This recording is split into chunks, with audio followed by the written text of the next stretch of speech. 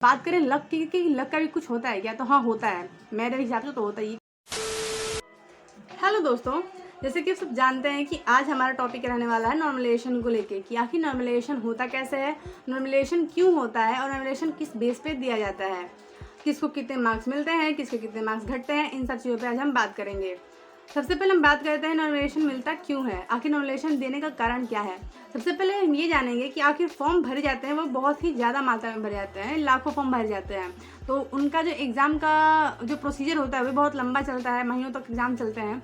तो जो एग्ज़ामिनर जो पेपर डिसाइड करते हैं उनके लिए बहुत टफ हो जाता है कि अरे भाई आज का पेपर थोड़ा सा लो हो या फिर हाई हो या फिर एवरेज हो, मॉडरेट हो। तो उसके लिए करते क्या है कि कोई शिफ्ट आसान हो गई तो कोई शिफ्ट थोड़ी हार्ड हो गई, या फिर कोई शिफ्ट बहुत ही हार्ड हो गई, कोई शिफ्ट बहुत ही लो हो गई।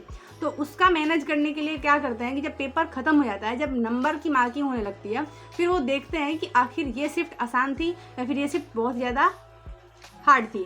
तो फिर देखते हैं कि उस शिफ्ट में बैठा हुआ बच्चा कितने क्वेश्चन अटेम्प्ट कर पा रहा है। अगर ये शिफ्ट बहुत हार्ड थी तो इस शिफ्ट में बैठे हुए जो विद्यार्थी थे उनको कम से कम मतलब उनके हिसाब से 5, 10, 3, 4 उतने नंबर का प्रॉफिट होगा।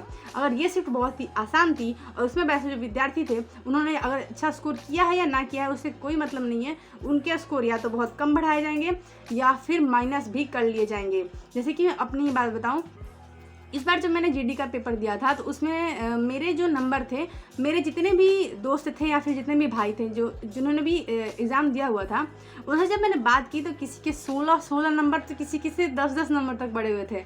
लेकिन मेरा इन्होंने 0.5 माइनस ही कर दिया था, क्योंकि मेरा शिफ्ट कहने में ये आ रहा था कि बहुत ही आसान शिफ्ट था। तो ये लक भी कह सकते हैं, क्योंकि अब तो हम जानते नहीं ना कि हम जिस एग्ज़ाम में बैठे हुए हैं वो शिफ्ट बहुत ही आसान होने वाली है या फिर बहुत शिफ्ट हार्ड होने वाली है। तो इसलिए होता क्या है कि आप तो अब चुपचाप एग्जाम देने जाते हो तो कोशिश ये करनी है कि सिर्फ और सिर्फ एक्यूरेसी पे ध्यान देना है कि आपके क्वेश्चन बिल्कुल सही होने चाहिए, नंबर बढ़े या फिर नंबर घटे उस पर ध्यान नहीं देना।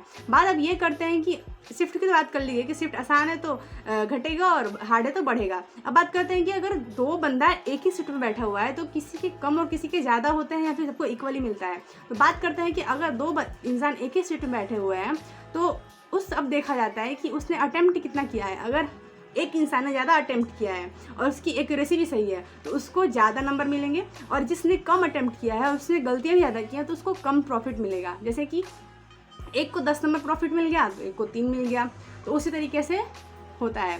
तो नॉर्मलाइजेशन तो हमने जान लिया कि नॉर्मलाइजेशन मिलता क्यों है और नॉर्मलाइजेशन कैसे मिलता है और नॉर्मलाइजेशन आखिर है क्या।